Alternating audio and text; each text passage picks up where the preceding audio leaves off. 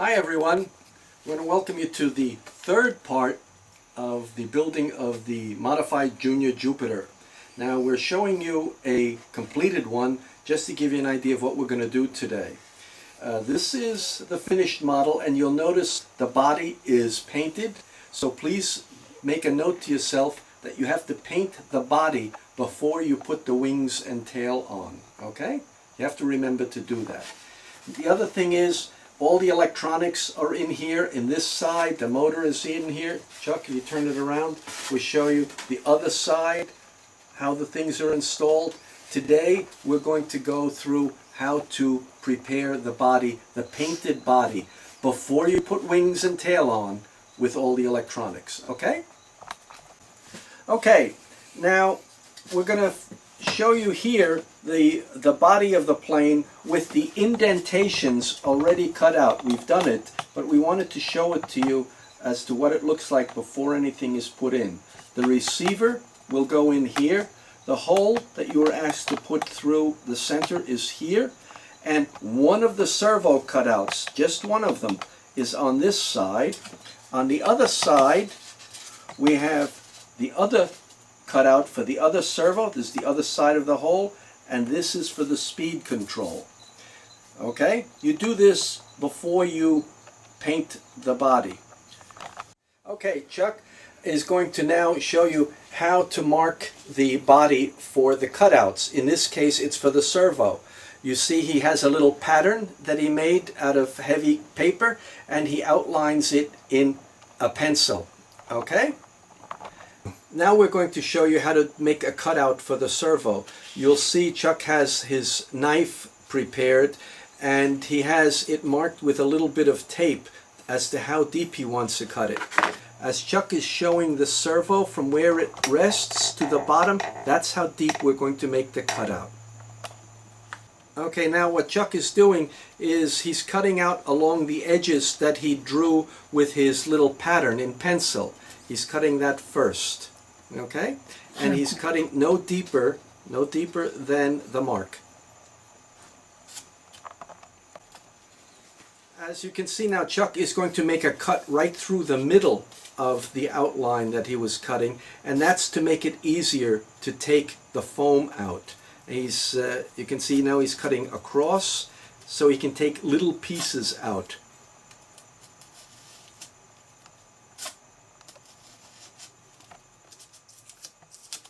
This is a little bit hard work, but if you're careful, it will come out perfectly.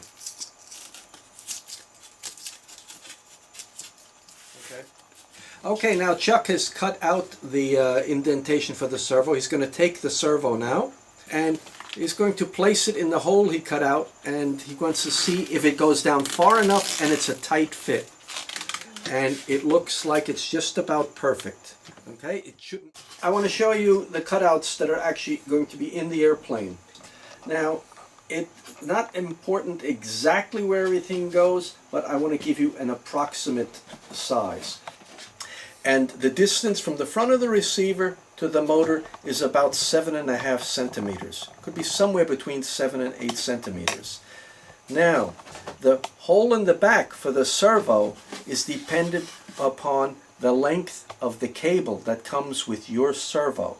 So what I did here is I plugged the servo into the receiver, which would go here.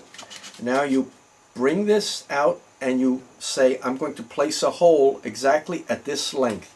In this case, that hole is about 18 centimeters, but your servo may be a little bit different. It may be a little bit forward, or it may be a little bit back. And as you can see, everything is in a line with the hole right in the middle here. Okay. Okay. Okay, now we're going to show you how to do the other side. Now this is a little more tricky. This side contains the speed control, which is here, and the other servo. Now the speed control should be about the same distance back as the receiver, which was on this side, but the speed control has to be a little bit higher so you don't have the two bumping into each other. On the servo, so what you should do is before you make this hole, you will take your servo, put the end through, plug it into the receiver, and then move it back, not too tight, to approximately the end. Okay, just another word about the placement of these servos. They also can't be exactly opposite each other. So this servo should be about 5 centimeters from the bottom, and this one about 7 centimeters from the bottom. That way they won't hit each other. Okay, for the student it would probably be best to have a template for each of the holes you're going to cut out. Like we show here, here's a template that you make out of hard paper for a servo. We have one on the other side. You can make a template for the receiver of your size, and we can make another template for the speed control. Here's a template that was made for the speed control.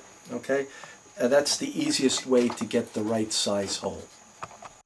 Okay, now you might be wondering, how do I balance this airplane? It's important to know where the center of gravity is going to be. We know that it's about here, okay, approximately, depending on where you put the servos and the receiver. But we make adjustments for the center of gravity with the battery. The battery is going to be placed with Velcro right at this spot here. And the battery can be placed anywhere along the line here. And that's enough to change the balance to exactly what you want. Now we're going to have Carlos fly the Junior Jupiter. As you can see, it takes off very slowly. You don't want to jump off the ground, and just fly it around in nice lazy circles, exactly like he's doing. And it likes to just sit in the air. It doesn't really have any bad habits. It's easy to just hand the transmitter to somebody else and let them continue flying it. If we can see it, where is... Oh. See, Carlos went to pick up his airplane because he hit one of the beams, and as you can see, there's no damage. That's the beauty of the airplane. Look at that. It hit the iron beam and it's in perfect shape. So you will enjoy flying this and be relaxed and not worry so much.